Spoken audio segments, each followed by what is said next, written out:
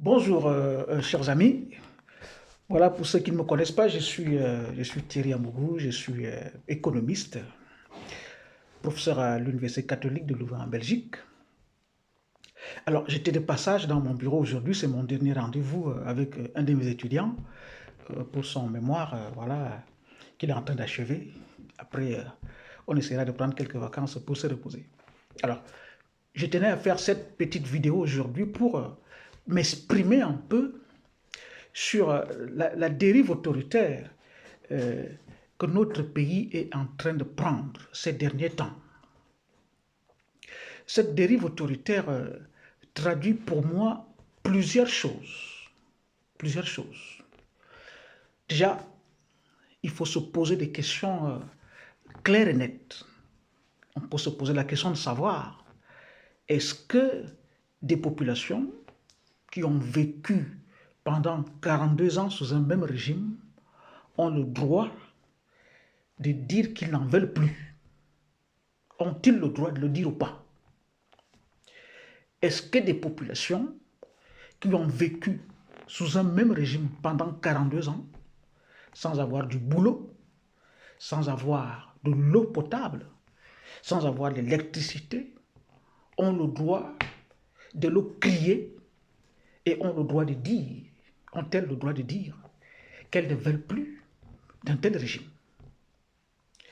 Est-ce que des populations ont le droit de devenir des gens qui ne veulent plus la reconduite au pouvoir d'un président qui a 92 ans et qui, biologiquement, ne peut plus assurer sa fonction? A-t-on le droit de le dire dans un pays? A-t-on le droit de le dire dans une république? Eh bien, ce qui se passe aujourd'hui avec le dernier arrêté des autorités du Foudi, cet arrêté qui promet la déportation à quiconque oserait critiquer le régime, eh bien, on se rend compte qu'avec cet arrêté, le régime de Yaoundé nous dit que les populations n'ont pas le droit de le dire.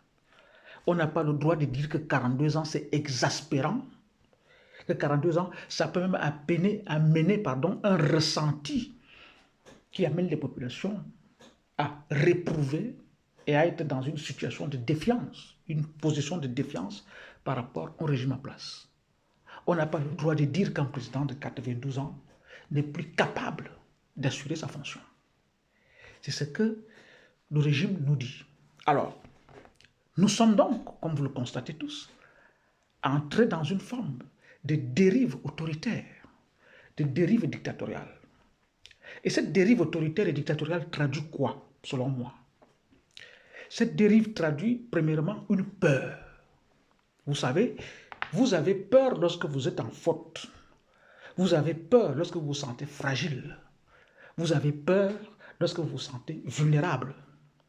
Ça veut dire que le régime en place est un régime qui, sentant sa fin venir, et voyant comment un ensemble d'éléments, un ensemble de faits montre qu'il n'a rien réalisé de concret avec ce pouvoir, prend peur. Et comme il a peur, il pense qu'en faisant de la force, il pense qu'en mettant en place la répression, sa peur va disparaître. Donc, première chose à voir ici, le régime a peur, il tremble, il ne tient plus sur ses deux jambes et utilise l'arme de la répression pour essayer de se redonner du courage. Ça, c'est le premier fait. Le deuxième fait, c'est quoi? C'est que comme le régime a peur, il essaie donc d'installer ce que font tous les régimes totalitaires, il essaie d'installer ce que le sociologue Émile Durkheim appelle le conformisme logique, à savoir un climat de terreur où les populations ne vont plus penser à partir d'elles-mêmes. Les populations ne vont plus donner des avis construits à partir de leur propre jugement de valeur d'existence. Les populations sont donc obligées de ne plus penser que ce que pense le régime et ce que pensent les intellectuels. C'est ça qu'on appelle le conformisme logique. C'est-à-dire, vous perdez votre liberté d'individu avec une capacité de réflexion, avec une capacité critique, avec une capacité d'opinion et de jugement pour ne plus dire que ce que pense le régime. Nous sommes donc là dans une situation de conformisme logique, dans la construction d'un totalitarisme au niveau des idées, au niveau des opinions, au niveau des jugements. C'est le deuxième aspect. Et cela se remarque parce que ce qui se met en place, et ce qui se met en place, moi je le conçois comme une police des mots, une police de la parole, une police du discours. Ça veut dire que désormais, les mots qui sortent de la bouche d'un Camerounais doivent être ceux voulus par le régime. Ça veut dire que le discours que tient un Camerounais doit être celui voulu par le régime. Ça veut dire que les paroles qui sortent de la bouche d'un Camerounais doivent être des paroles voulues par le régime, c'est-à-dire qui ne heurtent pas le régime. On entre donc dans une mise sous tutelle de l'opinion publique, une mise sous tutelle de la liberté d'expression et une mise sous tutelle de la liberté tout court. Et cette mise sous tutelle de la liberté, qui est le propre des régimes totalitaristes et même fascistes, se manifeste ces derniers temps par un ensemble de choses. Le premier élément, c'est quoi? C'est que lorsqu'il y a eu des coups d'État en Afrique de l'Ouest, au Sahel notamment, et lorsqu'il y a eu le coup d'État au Gabon, la police de la parole et des mots a frappé au Cameroun à travers l'interdiction faite à tout panéliste et à tout Camerounais de parler du mot coup d'État. Il avait été interdit à tout le monde de prononcer le mot coup d'État au Cameroun. C'était interdit. Ça veut dire que ce mot-là était dans le dictionnaire, mais il était banni de la bouche des Camerounais parce que le régime ne voulait plus qu'il soit dans le lexique des Camerounais. Ça, c'est déjà un aspect de la police de la parole, la police des mots, la police du discours, la police du langage. Le deuxième élément a été quoi? Le deuxième élément a été de dire que ceux qui veulent mettre en place une transition politique au Cameroun sont hors la loi. Or, dans une société, dire qu'on veut mettre en place une transition politique est légitime dans l'absolu. Des citoyens ont le droit de juger que les institutions qui sont en place ne fonctionnent pas et que eux, leur projet politique consiste à faire une transition politique, c'est-à-dire une transformation structurelle des institutions pour mener la suite, pour mener donc pour mettre le pays sur d'autres rails.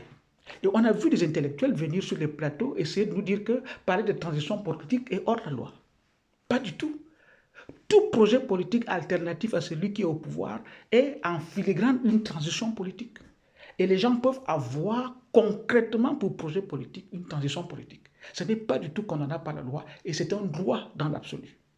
Si pour vous qui êtes au pouvoir, si pour vous qui servez le pouvoir, les institutions fonctionnent, d'autres Camerounais peuvent juger qu'elles ne fonctionnent pas et avoir pour projet politique la mise en place d'une transition politique. Là, on était encore dans la police des mots. Autre aspect de cette police des mots, c'est notre fameux ministre de l'Intérieur, qui se considère comme un moulinex, c'est-à-dire les Camerounais comme des condiments, nous a interdit d'utiliser les expressions camerounaises, Camerounais, mes chers compatriotes. C'est-à-dire cette expression était déjà une marque déposée du président de la République Paul Biya et il était interdit à tout Camerounais de prononcer cette expression-là. C'est-à-dire on nous excluait d'un lexique qui n'était plus que la propriété privée du président de la République. Il ne fallait plus dire Camerounaise, Camerounais, mes chers compatriotes, il n'y a que Paul Biya qui avait le droit de prononcer cette expression. Et le dernier fait qui montre que nous sommes dans une police de la parole, une police des mots, une police du lexique, une police du langage, une police du discours, c'est que désormais, qui critique le régime en place et qui vit dans le Fundi risque une déportation.